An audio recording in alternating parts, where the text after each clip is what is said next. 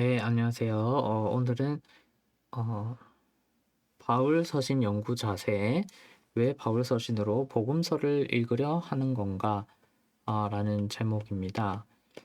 164페이지인데 상당히 도발적인 문장입니다. 바울 서신으로 왜 얼토당토안하게 복음서를 읽으려고 하느냐라는 이야기를 좀 해보도록 하겠습니다. 이제 본격적으로 다음부터는 각 바울 서신에 이제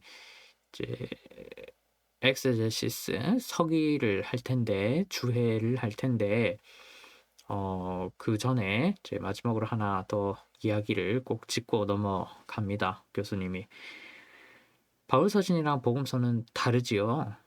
다르기 때문에 또 존재하는 것이기도 하고 물론 공통점이 있지만 그래서 바울 서신으로 복음서를 읽지 마라 라는 이야기를 합니다. 한번 보도록 하겠습니다.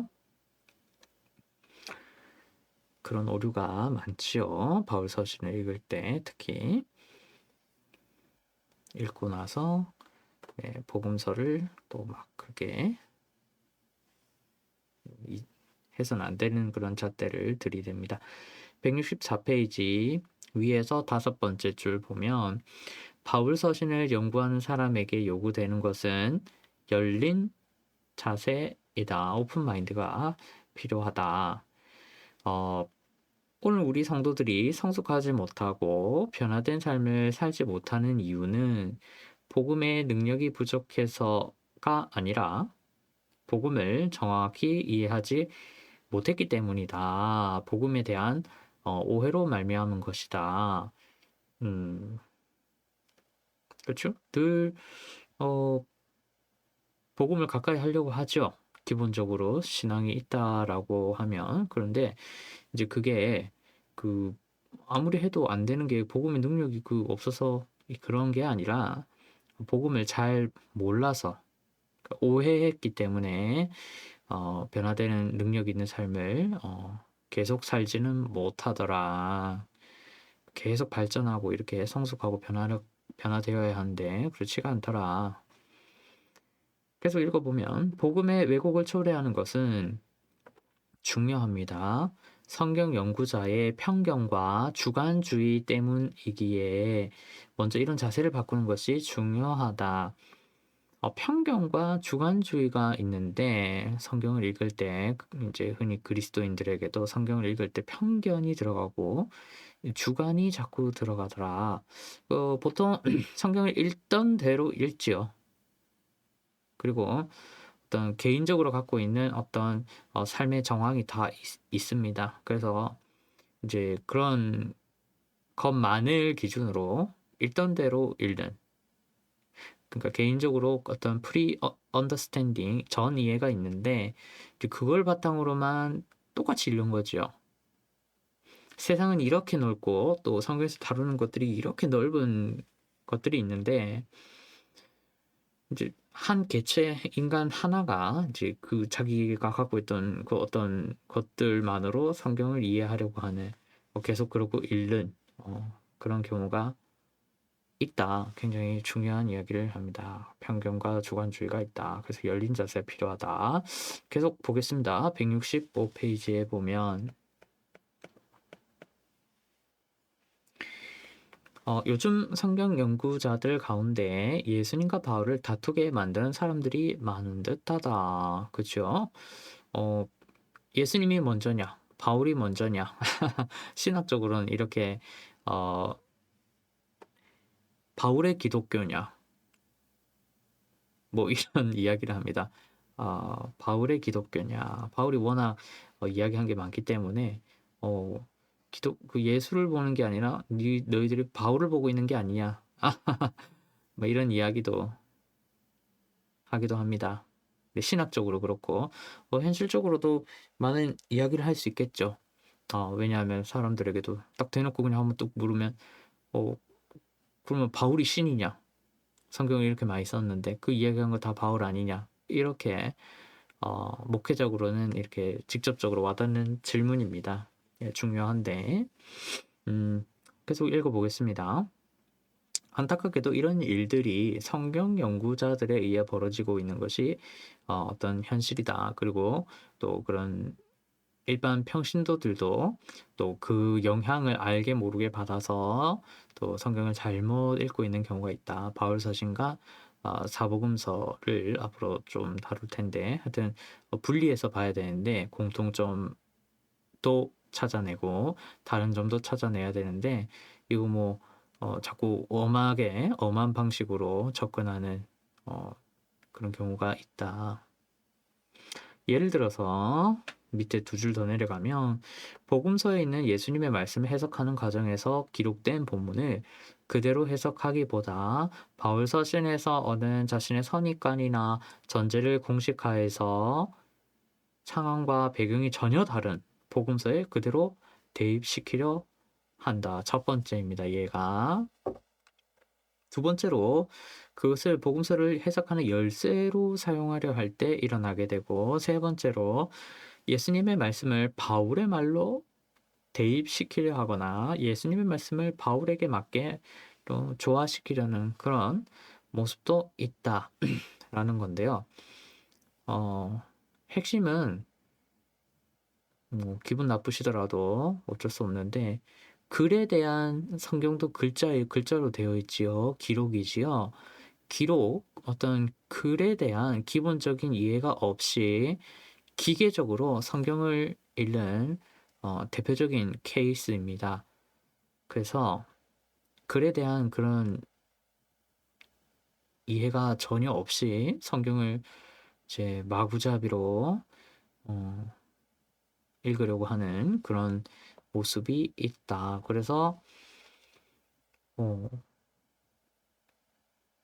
복음서 나름대로의 어떤 상황과 배경이 있고 저자가 있고 이러는데, 이제 바울 서신에서 나오는 어떤 말들을 축약해서, 그것도 뭐 다 다루고 있는 것도 아니고 그 중에 하나 어떤 명제를 따와서 중요하다 생각되는 걸 막 대입해서 복음서를 다 그냥 그걸로 해석해버리는 그런 경우가 있더라. 많지요. 그런 경우가 있습니다. 165페이지에 맨 아래 문단을 보면, 많은 사람들이 복음서를 있는 그대로 읽으려 하기보다 자신이 바울 서신에서 추출한 단편이나 아니면 자신의 전제를 가지고 읽더라. 그 결과 예수님과 바울 사이에 연속성과 통일성을 강조하기보다는 예수님께 바울의 옷을 입혀서, 그 사이에 공통적인 걸 찾아내서 이야기하는 건 상관없지만, 그냥 그 어떤 다른 글에서 찾아온 명제 하나를 딱 축약해가지고 그거를 여기 글에다가 완전 옷을 입혀가지고 막 이렇게 막 채색하는 거죠. 그래서 꾸며내는, 말을 막 만들어내는, 그런 논지를 막 전개시켜버리는 그런 경우가 있다. 많은 사람이 그런 실수를 한다 이야기를 합니다. 페이지 166페이지에 보면, 자신의 틀을 갖는 것은 바람직한가?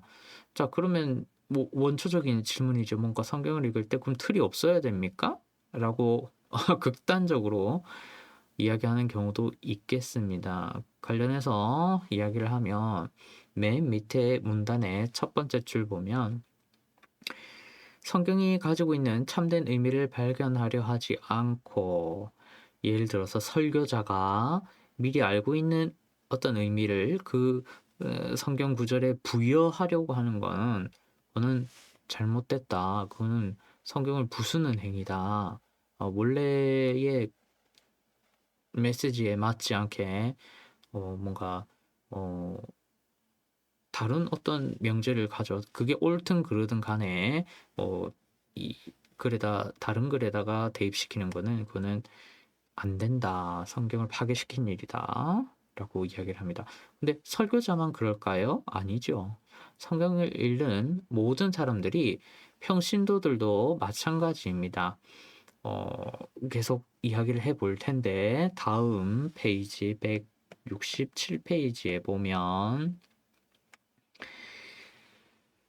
위에서 두 번째 문단의 첫 번째 줄, 우리가 이런 잘못된 접근 자세를 가지게 된 것은 성경 구절이 실제로 이 세상에 살며 하나님의 도구로 사용되었던 한 인간의 기록이라는 것과 이걸 또 잊어버리는 거고, 그리고 그가 성경을 기록한 것은 오직 한 가지 사상을 전달하려는 것이었다는 것과 따라서 그 본문에는 오직 한 가지 의미만 있다는 사실을 이걸 잊어버리기 때문에, 그러니까 성경은 이거 A 또 B가 있으면 B에서 바울 서신 같은 데서 이거를 쓴 사람, 또 그걸 받는 사람, 그리고 그 상황에서 어떤 특정한 어떤 한 구체적인 상황에 대해서 이야기하는 건데, 또 얘는 또 다른 쓴 사람도 다르고 받는 사람도 다르고 정확한 상황은 또 다릅니다. 이거랑 또 달라요. 그렇기 때문에 이 두 개가 물론 공통적일 수 있죠. 하나님의 뜻이 담겨 있기 때문에 두 개 공통적인 부분도 있죠. 하지만 이걸 가지고 이걸 무조건 집어넣는다? 상황도 다르고 사람도 다른데 그렇게 해서는 안 된다. 그래서 이게 잘못된 자세다. 이야기를 합니다. 그래서 인문학적인 그런 기본적인 것이 없기 때문에 이런 실수를 하게 되더라. 이야기를 합니다. 교수님이 잘 이야기를 짚어주시지요. 167페이지에 3번 바울서 씨는 복음서를 읽는 기준이 될 수 있는가? 될 수 있다면 어느 정도로 그렇게 할 수 있는 거지? 결론은 같으면서도 다른 부분을 찾는 게 포인트입니다. 그건 다음에 또 이야기할 수 있는데 요지는 조직 신학이 필요하다. 그래서 이 조직 신학이 아무나 할 수 있는 것도 아니고 또 여러 가지 것들을 다 다루고 또 철학적인 그런 흐름도 알아야 되기 때문에 또 하여튼 같으면서도 또 다른 부분을 잘 찾는 것이 필요하다. 우리 지난 시간에 했듯이 성경 신학이 또 새로운 어떤 이해를 도출하고 또 막 이렇게 방향을 제시를 하고 나아간다면 조직 신학은 늘 그렇습니다. 이제 이 안에서 또 맞는 것이 있는가 없는가를 이야기하면서 또 어떤 큰 그 당시의 사회의 주류 테마를 이 성경 읽는 방향 해석하는 방법이 발전하면서 이제 뭔가 다 얻어지는 명제들을 그거를 다 포괄할 수 있도록 큰 틀을 자꾸 형성해서 그 교파마다 정체성을 갖는 게 조직 신학이죠. 그래서 그런 것이 중요하죠. 같으면서도 또 다른 부분을 찾아내는 게 또 그것을 정리하는 게 굉장히 중요하다. 계속 한번 읽어보겠습니다. 그래서 그럼 바울 서신은 복음서를 읽는 기준이 될 수 있는가? 167페이지 첫 번째 맨 밑에 단락의 첫 번째 줄. 많은 설교자들은 대부분 복음서보다는 바울 서신으로부터 자신의 신학의 틀을 세운다. 그렇죠. 전도서 때부터 해서 평신도 때에도 대부분 바울 서신이 깔끔하게 글이 이제 되게 정리되어 있는 편이고 한국인도 이방인입니다. 유대인이 아니지요. 어쨌든 그래서 이제 그런 어떤 이방인들을 향한 서신이기 많기 때문에 또 정리가 잘 되어 있기 때문에 예수님에 대해서 그 대개는 처음에 그 틀을 찾게 됩니다. 설교자들뿐만 아니라 평신도들도 다 대부분 그러하지요. 자, 그 이유는 바울이 비록 복음서의 저자들과 동일한 메시지를 전하고 있지만 복음서의 저자들보다 그리스도의 인격과 사역을 더 깊이 해석하며 체계화하고 적용하였기 때문이다. 이방인에게 말할 때 유대인들은 이미 미리 깔고 있는 것들이 많습니다. 그래서 굳이 특히나 예수님이 사역을 할 때는 깔고 있는 것들이 많기 때문에 그 하나하나 깊게 설명하지 않습니다. 왜? 그게 이미 통용되는 것들이기 때문에. 그런데 이방인들에게는 그렇지 않죠. 그래서 바울이 그런 것들을 통합하여서 다 정리해서 딱 한마디를 딱 던집니다. 그 정리가 된 글이지요. 그래서 그런 특징이 있다. 그래서 뒤쪽에도 쭉 이야기합니다. 계속 보겠습니다. 168페이지. 가운데쯤에 첫 번째 줄 가운데쯤에 비록 복음서에는 바울 서신에서 볼 수 있는 그런 신학적인 용어들이 상대적으로 적은 편이지만 밑에 줄 오히려 바울의 신학이 복음서에 나타난 예수의 메시지에 의존하고 있다라고 할 수 있다. 왜냐하면 바울이 예수님에 대해서 들었지요. 바울이 듣고 회심을 해서 바울 서신을 썼습니다. 이 논리 순서가 굉장히 중요합니다. 그러니까 바울 서신으로 기본적으로 상식선에서 바울이 정리를 할 수 있는 타입이지 먼저 만들어내 가지고 예수님에게 뭐 어떤 논지를 덮어 씌우는 그런 복음서를 썼다 이렇게 말하기가 상당히 어렵죠. 그러니까 바울 서신에서 어떤 정리된 어떤 명제들을 가지고 복음서를 이렇게 무작위로 재단하고 자르고 붙이고 이렇게 해서는 안 되는 게 이게 논리적으로 보면 따지면 당연한 것이다.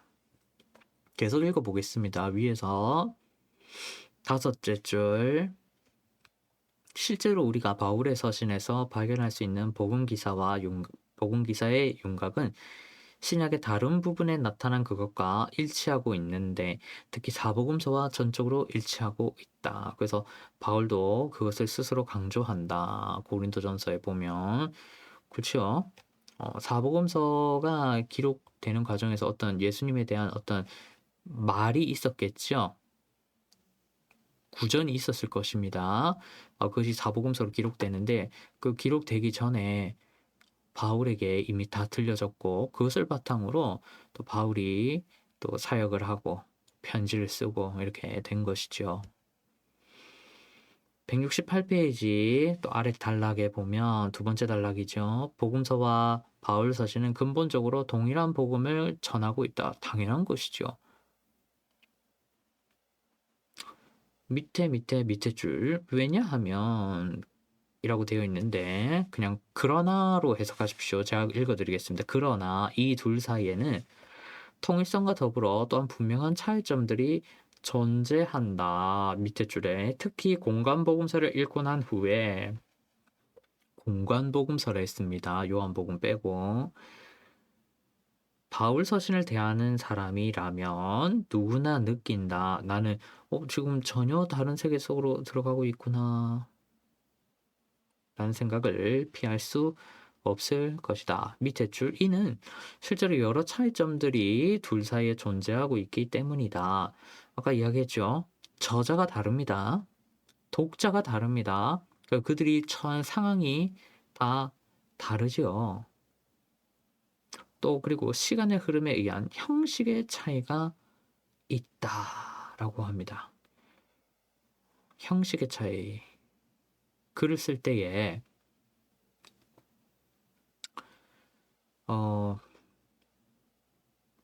다르지요.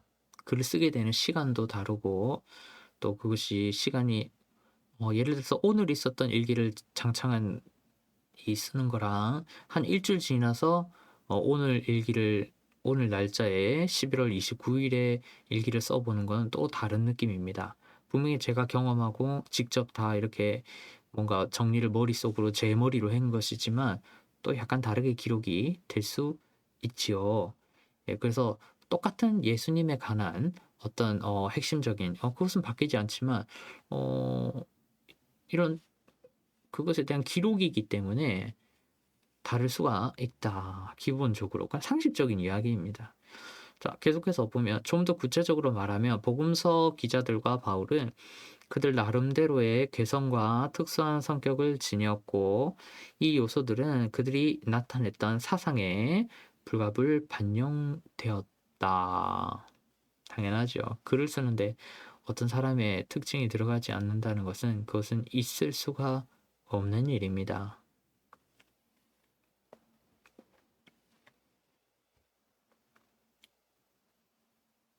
밑에 문단의 첫 번째 줄 보면 대상과 상황과 문학적 양식의 차이도 둘 사이에 존재한다. 뭐 앞에 거 두 개는 이야기했던 거고 문학적 양식의 차이도 있다. 그냥 쭉 한번 읽어 보겠습니다. 예수께서 이제 예수님이 갈릴리에서 설교를 하셨지요. 그리고 구약의 예언이 성취되었다. 그리고 나의 앞에 올 자가 마태복음의 경우에는 세례 요한이다. 그 여러 가지 예언들을 내가 지금 성취하는 거야. 이러면서 치유 사역을 했죠. 말씀 사역도 하고 증거하고 인제 또 뒷부분에 십자가에 관한 어떤 사역을 소재로 중점적으로 이루어 가시는데 마태복음의 경우 뭐 하여튼 그런 것들을 막 이야기를 유대인을 대상으로 예수님이 뭔가 말씀을 많이 하시는데 근데 그게 만약에 고린도 교회 이방인들에게 한 번도 유대교의 어떤 영향을 받은 적이 없는 예언이 유대교에서 있었던 예언이 뭔지도 모르는 그런 사람들에게 이렇게 뭔가 배경이 많이 깔려 있고 이런 것들을 이야기한다고 칩시다. 그러면 유대인들은 괜찮겠지만 고린도 교회의 이방인들, 헬라인들은 못 알아듣겠지요. 그래서 이 대상이 다르면 이게 막 일방적으로 뭔가 갖다 붙여서 뭐 어거지로 이게 마태복음을 막 한다고 갖다 붙인다고 해서 그 사람들이 받아들이는 건 아니다. 뭐 이런 이야기를 합니다. 마찬가지로 역으로도 마찬가지죠. 바울 서신에서 바울이 했던 말을 그냥 뭐 그쵸 막 술이랑 정욕이랑 막 이런 게 막 찌들어서 막 그런 막 이야기를 하고 있는 사람들에게 유대인들에게 바울 서신에서 그 메시지를 가져와 가지고 설교를 하면 "무슨 말이지?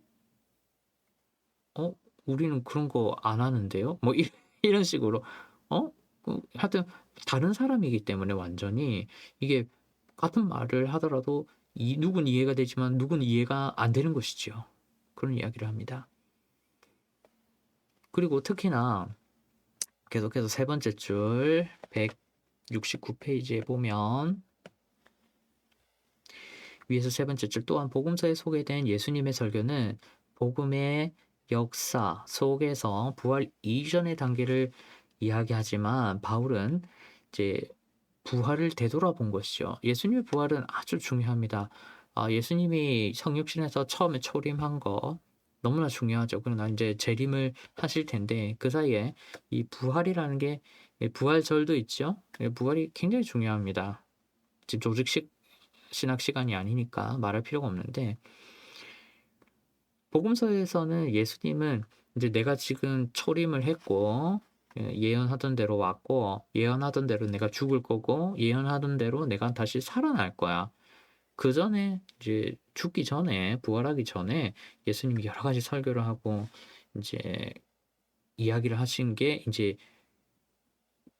그런 명제들이 많이 들어가는 거고 상황이 들어가는 거고 이 바울은 이제 이거는 당연히 깔고 들어가는 거예요. 앞에 건 다 깔고 들어가는 거고 이제 부활한 예수님에 대해서 막 또 이런저런 이야기를 막 주저리주저리 하면서 또 인제 설득시키지요. 이야기를 하고 예 "그리스도가 그런 분이다." 이런 이야기를 합니다. 그러니까 부활 전에 하는 이야기랑 부활한 후에 이제 지금 안 계십니다, 여기. 부활해서 하늘에 계신 그때 이야기랑 이제 상황이 다르기 때문에 예수님의 부활을 기준으로 이야기할 수 있는 방향도 다르고 예 그걸 듣는 사람에게도 똑같은 어떤 옛날에 있었던 일을 하더라도 부활 후에 이런 의미를 부여할 수 있고 또 부활 전에 어떤 의미를 부여할 수 있죠. 그리고 이게 이제 앞으로 부활할 것이 중요하다고 말할 수 있는 반면 이쪽은 부활한 게 중요하기 때문에 하여튼 이런 여러 가지 많이 다릅니다, 상황이. 그래서 이 복음서랑 또 바울 서신이 다를 수밖에 없다. 어떤 공통점도 있지만 공유하는 부분도 있지만 그렇지 않는 부분도 반드시 존재한다. 그런 이야기를 쭉 이야기를 합니다. 169 페이지 두 번째 문단에서 쭉 합니다.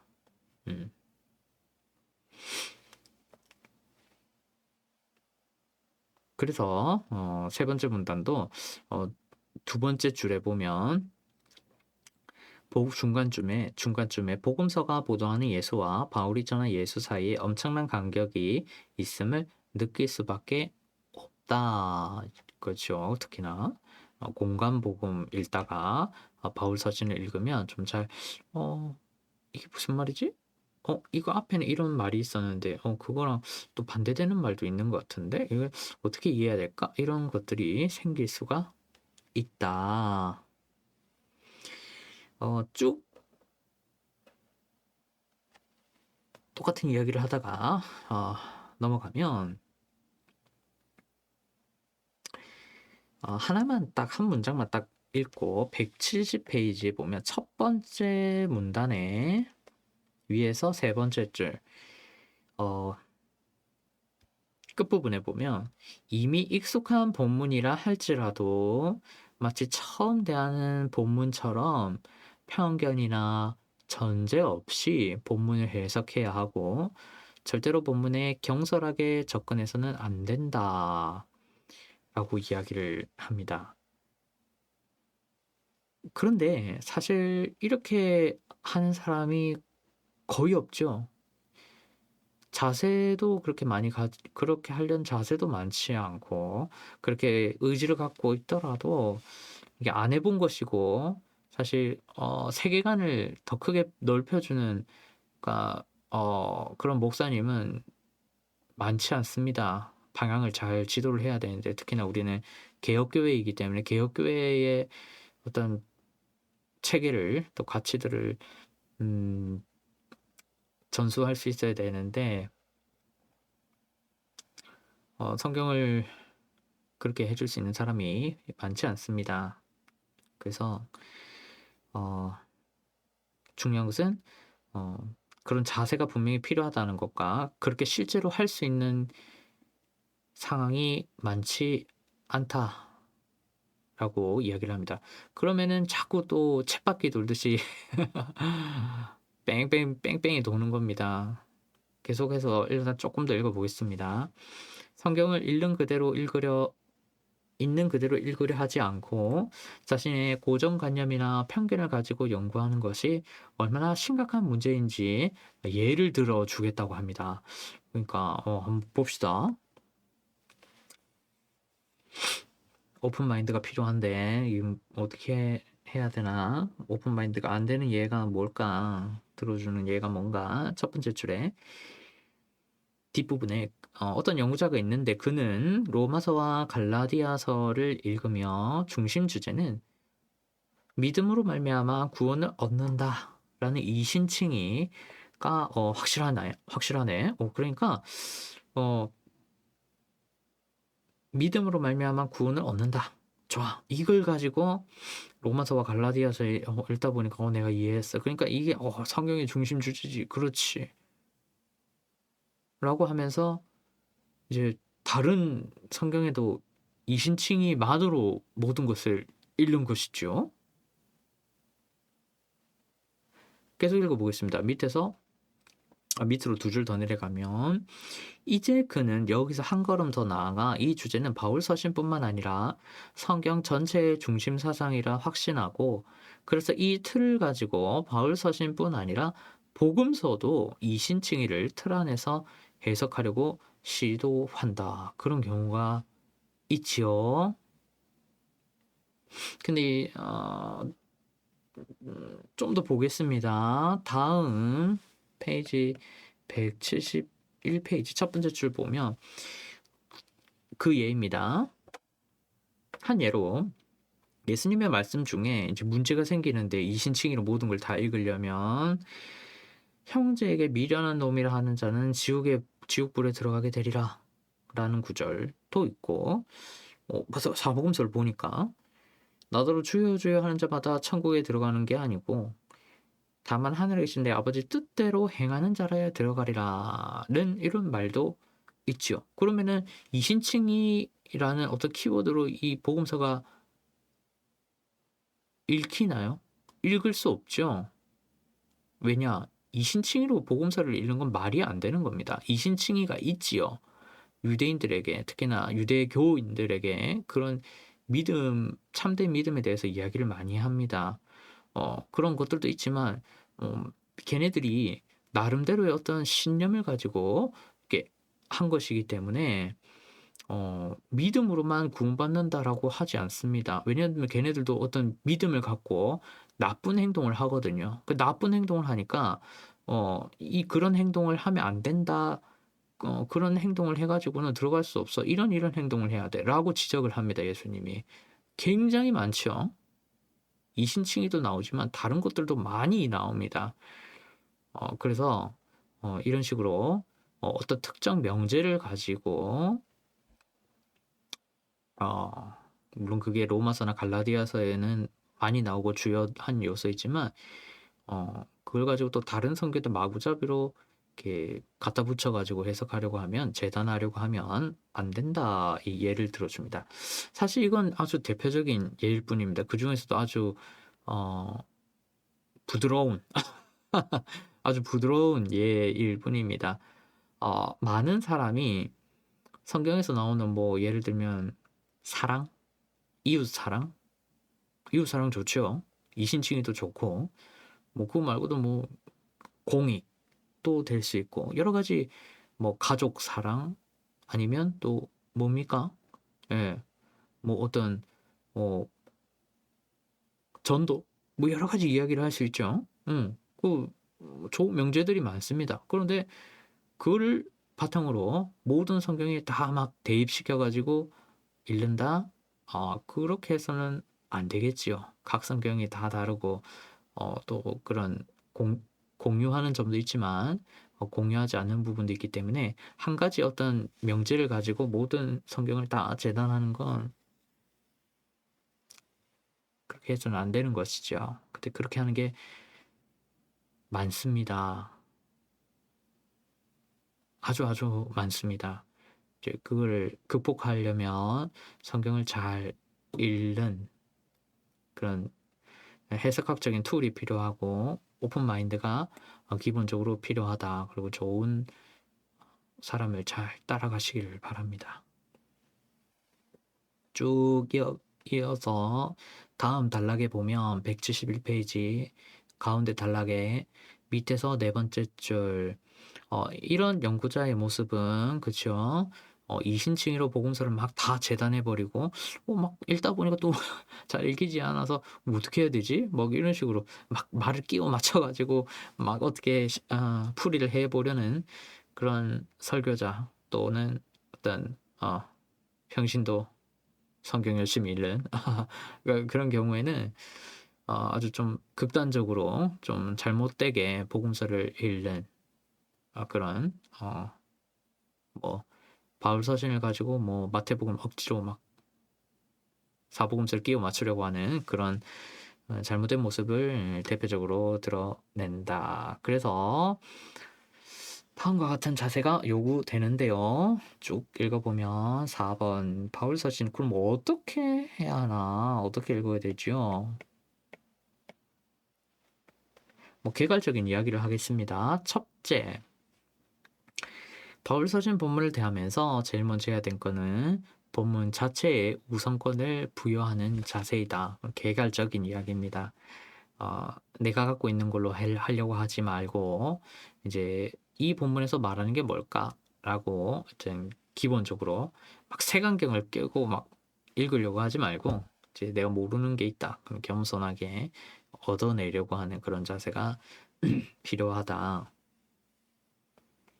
쭉 읽어보시면 됩니다. 둘째로 다음 문단에 어떤 주관적인 틀을 가지고 그것을 입증하기 위해 바울 서신을 읽지 말아야 한다. 그렇죠. 어떤 주관적인 틀은 조금 전에도 말씀드렸듯이 기독교적인 가치도 다 포함이 됩니다. 그래서 내가 만든 신 틴켈러 목사님 우리 전에 제자 훈련할 때에도 그런 이야기를 많이 했죠. 기독교적인 어떤 가치 자체도 신이 되기도 한다. 그 신이 되면 성경을 막 다 그걸로 읽고 싶어져요. 뭐 대표적으로 여성신학, 민중신학 그런 것도 예가 될 수 있겠죠. 성소수자를 위한 신학 뭐 그런 것도 제가 그분들을 뭐 어떻게 막 나쁘게 글 한다는 게 아니라 그렇게 읽으면 안 되는데 또 그분들은 그렇게 읽는 경우가 많죠. 그랑 똑같은 급이다. 어떤 명제를 가지고 읽고 이해하는 게 성경 본문에서 말하는 게 아니라 아주 중요한 이야기를 합니다. 그래서 바울 서신을 근거 구절로 막 이용하려고 하는 그런 거는 안 된다 이야기를 많이 말씀을 드렸습니다. 그리고 셋째, 172페이지 맨 밑에 줄에 성경을 진정으로 깊이 알기를 원하는 자는 자신의 전제나 고정관념을 벗어날 줄 아는 용기를 가져야 한다. 어떤 자신을 절대화시키는 교만 아집에서 좀 벗어나야 한다. 넷째, 마찬가지입니다. 그래서 상충되는 어떤 성경 구절을 만나더라도 늘 교훈을 발견하고 또 겸손하게 그것이 무엇이든지 좀 받아들이는 게 필요하다. 보통은 안타깝게도 받아들이려고 하지 않지요. 특히나 참 죄송합니다만 안타깝습니다만 신앙의 연식이 오래되면 또 그게 많이 옳다고 생각을 했다면 그런 경우가 많습니다. 생각을 잘 바꾸시지 않지요. 그래서 처음에 특히나 우리 자녀들을 바르게 가르치고 하는 게 매우 중요합니다. 심사숙고해서 자신의 자녀가 어떻게 하나님을 알아가고 섬길 것인지 늘 고민하고 그렇게 잘 클 수 있도록 노력을 해야 할 것입니다. 성경을 읽는 거 보통 중요한 게 아닙니다. 늘 겸손하게 아이들도 깨어서 늘 받아들일 수 있도록. 그게 잘 되면 어떻게 되겠습니까? 아이들이 모든 지금 있는 어떤 개혁 신학을 다 섭렵하고 또 그렇죠. 예를 들어서 막말로 장창한 목사의 자녀들은 장창한 목사보다도 훨씬 더 하나님에 대해서 잘 알아야 되겠죠. 그게 당연한 겁니다. 시대가 지날수록 그렇게 발전하는 게 당연한 것이다. 그 부모의 의무이다. 라고 또 말씀을 드립니다. 바울 서신은 성경의 참 대표적인 대표이지요. 그래서 한번 여러 가지 말씀을 드립니다. 결론부만 또 간단히 살펴보면 페이지 174페이지 쭉 넘어가서 쭉 읽어보시면 이해가 쉬운데 간단합니다. 바울 서신 배경 연구를 가지고 교수님이 원하는 거는 성경을 좀 연구를 잘 하시라. 대충 그런 거 좀 하지 말고, 그러니까 전 이해를 가지고 자꾸 읽지 말고 또 잘못된 방식으로 또 읽지 말고 그 이야기를 합니다. 그래서 성경 읽는 게 사실은 되게 중요하다. 다른 거 여러 가지 프로그램도 하고 또 어떤 그렇죠? 그런 것들을 많이 교회에서 해야 하는데 하는 게 잘못된 것도 아니고 또 반드시 해야 하는 부분도 있는데 기본적으로 제일 우리 기독교의 코어는 신앙의 코어는 성경을 읽는 것이다. 그래서 거기서 메시지를 찾고 또 현실에 적용하고 또 그 신학을 자꾸 발전시키는 것이다. 그런 이야기를 합니다. 그래서 특히나 설교자들이 중요하죠. 목사들이 제일 중요합니다. 그래서 그런 목사들이 많이 나와야 되고 또 그런 평신도들도 많이 나와야 되고 평신도들이 많이 나오게 되면 또 목사가 또 좋은 목사를 길러낼 수 있겠지요. 그 이야기를 합니다. 그 서로 이렇게 피드백을 자꾸 주고받게 되는데 그래서 성경을 잘 읽을 수 있도록 하는 계기가 됐으면 좋겠다. 그런 이야기를 쭉 합니다. 그러면 부흥이 오지 않을까? 당연히 그런 이야기를 합니다. 오늘은 여기까지 하도록 하고요. 제가 이제 개척교회고 상황이 있어서 이제 일을 저녁에 좀 더 이제 직접 하게 되었습니다. 그래서 이제 당분간은 제자 훈련을 또 밤에 하기는 힘듭니다. 낮에 할 수도 있는데 또 낮에는 또 원래 제가 있던 여러 가지 사역이 있기 때문에 좀 조율을 할 필요가 있습니다. 그래서 당분간은 좀 쉬도록 하겠습니다. 사경에도 미리 말씀드리면 이제 금요일부터 제가 일을 모레부터 하기 때문에 사경에는 내일로 당기도록 하겠습니다. 그래서 또 다음에 기회가 돼서 뵐 때까지 또 기다려 주시고 또 기도해 주시기를 바랍니다. 감사합니다.